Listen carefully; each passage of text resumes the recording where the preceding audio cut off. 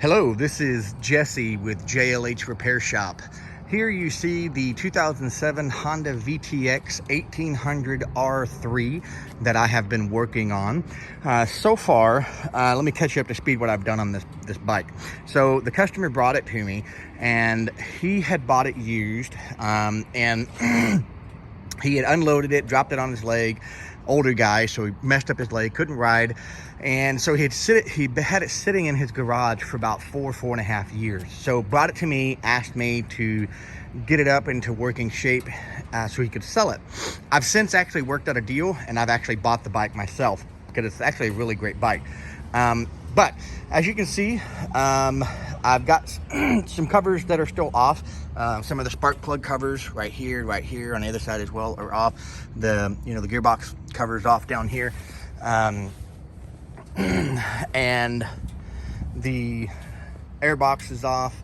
And I did that because I had to get up in here, replace obviously the spark plugs. I did some cleaning for the throttle body, and so yeah, everything that I've done to this bike up to this point, I have replaced it with a brand new battery. I have replaced all the spark plugs, changed the oil filter, and I put in a new fuel pump.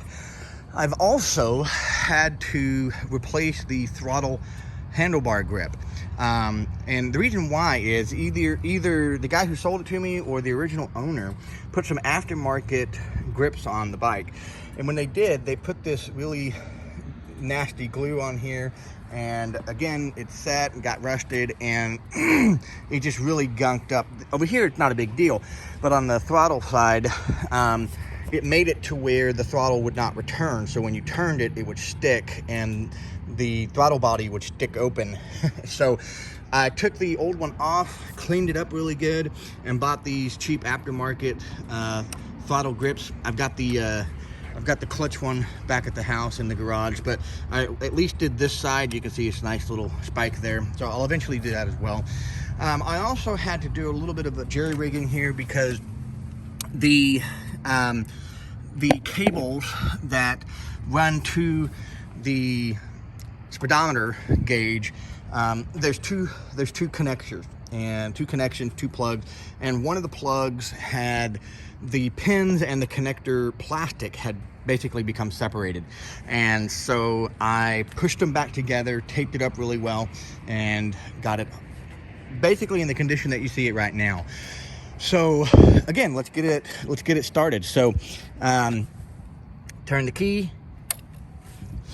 turn the switch on, and hear the fuel pump kick in there, and then give it a start.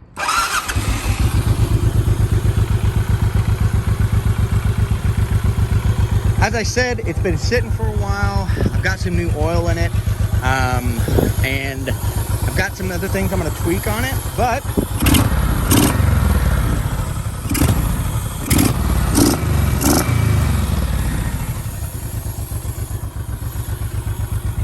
as you can see, it's a decent bike.